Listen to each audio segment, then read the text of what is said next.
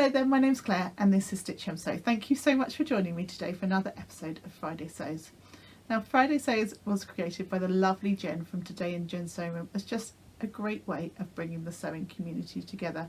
If you search under the hashtag Friday Sews, you will find a whole host of us posting under the hashtag, all bringing you lots of lovely sewing chat. So as I say, do check out that hashtag and do check out the lovely Jen as well.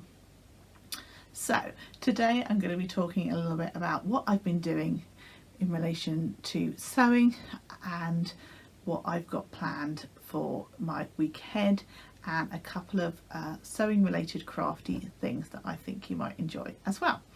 So before I get started, I'm going to remember to talk about what I'm wearing. I never remember to do this. I probably do it about 1 in 10 videos, so apologies if that really annoys you that I never tell you what I'm wearing, but today I've remembered. This is the Celeste pattern by Suki Patterns, or Selkie Patterns, sorry, and this is a dress and blouse pattern. I've made the dress, and unfortunately I'm not sure that this company is actually still trading, so if I can find all the details I'll link it in the description below. This dress was a item that I made with a collaboration with the lovely Adele from Sew for Serenity back, I think maybe March time possibly. So I'll try and link that in the cards above, and Adele's video too if you're interested in that one. So I made a few tweaks to the pattern. I changed the sleeve detail slightly. I made them slightly longer, I think. I can't quite remember what I did now, it was such a long time ago. I added a tie belt to cinch it in a little bit at the waist. I'll pop a photo in of me wearing the dress. I've made it out this really cute otter fabric, and it's quite a warm dress. This is quite a thick cotton and the bodice is lined, so it is a dress that I wear in the more autumnal winter months with tights and boots. So obviously we've had a bit more, we've gone into the autumnal months, although it has been surprisingly mild during the days over the last week. So that's what I'm wearing today. So in terms of makes, now I've made a couple of things this week. One of the items I can't share with you just yet, unfortunately, because it's part of the collaboration that I'm doing with the lovely Catherine from Soberton Makery. And so we will be releasing our videos hopefully the next week or so in relation to those makes. But I will tell you that we met up this week in person, and if you haven't checked out Catherine's channel before, Soberton Makery, please do. She's absolutely fantastic, and she's even more wonderful in person if that is possible, because she's gorgeous in her videos, but she's even more wonderful in person.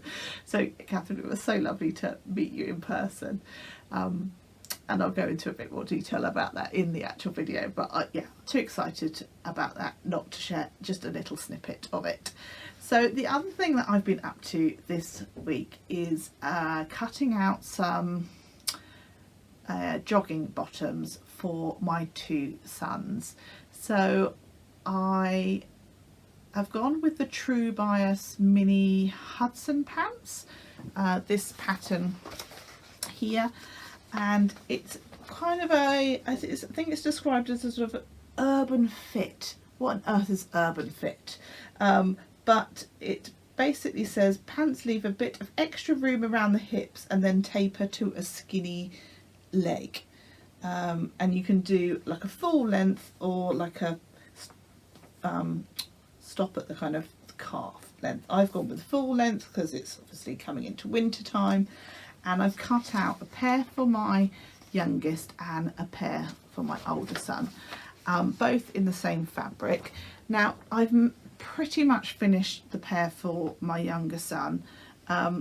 Normally with this sort of thing I would completely batch sew them, but because I hadn't sewn up the pattern before, I thought, oh, I'll give it a go in terms of sewing up one and then I'll sew up the other obviously I've still got all the thread and everything on the overlocker and the sewing machine, so that will be quite easy. And now I've sewn them up once, the other pair will come together quite nicely. The only thing I haven't done so far is, I mean, I've made the jogger, but I need to just adjust the length of the elastic in that waistband and then finish that off once I've I need to take about an inch, I'd say, maybe an inch and a half out of the waistband, just to make those fit a little bit nicer. There is an option to put a drawstring in, and I think next time I do it, that's what I might do, but I didn't have any cord, and so I thought on these two pairs I'd probably just go for fitting the elastic to the right sort of length. But as I say, you can put buttonholes or eyelets in and put a drawstring through, and then sort of do some top stitching on the waistband. So on another version I might do that. So they're quite nice. They've got the sort of the slanted pockets, and I've put sort of ribbing fabric on that pocket detail which is in the pattern. I've used ribbing fabric on the waistband and on the leg cuffs. This is quite a thick sweatshirting material, sort of fleece back sweatshirting material, so quite sort of hasn't got a huge amount of stretch, and is quite obviously quite chunky in terms of fabric. So what I've done on the inside of the pocket, on the pocket lining, I've actually used the cuffing, the ribbing fabric for the lining, just because this fabric is so thick and substantial. I just thought those pockets might turn out a little bit too bulky, and that's worked out quite nicely actually. So yeah, all I need to do on this is just go back into this casing, take out a little bit of the elastic, sew that back up, and then whiz that round on the overlocker, and then I might do a few rows of top stitching of the elastic just to kind of hold it in place and so it doesn't sort of slide around too much. But I've tried them on him and they fit quite nicely.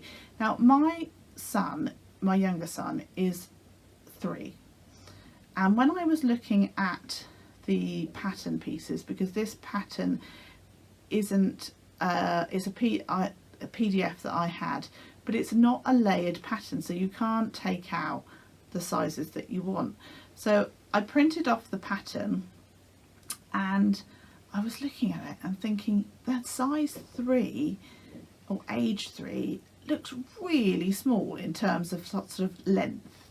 Wasn't so worried about the waist measurement because neither of my boys are sort of chunky. They're both quite sort of slim, but they are both quite tall. And so I held the I laid a pair of trousers that he's currently wearing over the pattern piece. I thought there's no way he's going to be an age 3 in this pattern. So I've cut out the size 5 or age 5, and yeah, they are, I do definitely need to kind of pull the elastic in a little bit because they're a little bit big on the waist, but they're definitely not overly big on the leg. I mean, they do have a bit of room to grow because I always make clothes with a little bit of room to go, so at least I get a few months wear out of them. But yeah, they're not big by any stretch. So I'm really glad that when I cut out the pieces for my older son, who is 7, he'll be sort of 8 in a few weeks time, I actually cut him out the age 10, and I'm really glad that I've done that because I don't think he would get hardly any wear out of them if I'd gone for the 9. So yeah, really glad I did that. The pattern actually only goes up to an age 10, so probably I think the way I'll get some more longevity out of this pattern is, for my older son in particular, is chances are he's not going to go out too much in the waist measurement, so I'll just keep adding a little bit of length to the leg length and possibly slightly taper the legs out a little bit. But I think probably around the waist and hips and bum, you know, that's probably gonna fit him for ages. So I think I'll still manage to get a little bit of longevity out of this pattern. But yeah, if you haven't sewn up this pattern, you are thinking about using it, just watch the sizing because it's not I don't feel that they're particularly generous. However, that being said about the pattern itself, I think that it is very well laid out. If you've made any pajama bottoms or anything like that, you can easily make jogging bottoms because they're basically the same principle. It's you're just adding the pockets in and perhaps some ribbing, cuffing at the bottom if you haven't done that on a pair of pajamas before. But the general principle of them are exactly the same. They whiz up really quickly. You don't need to have an overlocker for sewing with the fabrics, but obviously if you have got one, they sew up even quicker. So yeah, I definitely will hopefully get a bit more use out of that. And as I say, I've got the next one cut out for my older son there, so that's all done and ready to sew up this week. So in terms of buying things, I haven't bought anything this week. However, I have got a couple of things to show you. So last week I showed you some of the things that I'd gotten for my birthday, and I caught up with my sister last weekend, and she gave me some really lovely gifts, and there's lots of different things in a bag, but I've just got a couple of the items to show you because I think you'll appreciate them.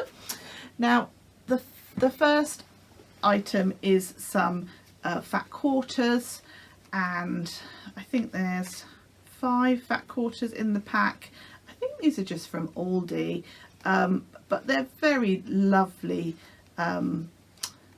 designs on them, sort of nature inspired designs. But what I thought was really sweet is, particularly if you are quite new to sewing, that is in the pack it gives you a little thing about how to make bunting. Now, I've made bunting a number of times before, so for me I wouldn't necessarily need that, but I just thought that was a really nice little extra to have in the pack that had come from Aldi. So yeah, they often have Lidl and Aldi often have, sorry if you're watching from the States and you don't have those stores, or somewhere else and you don't have those stores, but yeah, they often have little crafty type items and sewing related items. So yeah, they're very sweet, so thank you to my sister. And the other thing is not sewing, but it is a crafting related thing, so I'm thinking that you will appreciate them. She's crocheted me some slippers. Now these are just fabulous, aren't they? They do look a little bit funny, and I think she won't be offended by me saying that, but I mean, I love them. They're super cozy, and yeah, they're definitely a winter slipper because they are really thick, and yeah, you definitely wouldn't want to be wearing them in the summer, but perfect for this upcoming season. She'd made some previously for herself. She'd sent me a picture on WhatsApp or something along those lines, and I said, oh, I'd like some of those please, and then completely forgotten about the fact that I'd said it. So yeah, love those. I think they're fabulous. So that really is it in terms of what I've been sewing and what I've got in terms of things to show you. In terms of plans for the week ahead, I'd like to finish sewing up those mini Hudson pants. I'll finish off the one for my younger son, sew up the ones for my older son, and I also need to crack on with my make for the sewing challenge, Sew Upcycle 22, which has been run by the lovely Karen from So Little Time and Becky from Notes from the Sewing Room, and my video in relation to that will be coming out on the 29th of October, so do watch out for that one too. So, but I need to get cracking on that because obviously we're pushing towards the end of October now.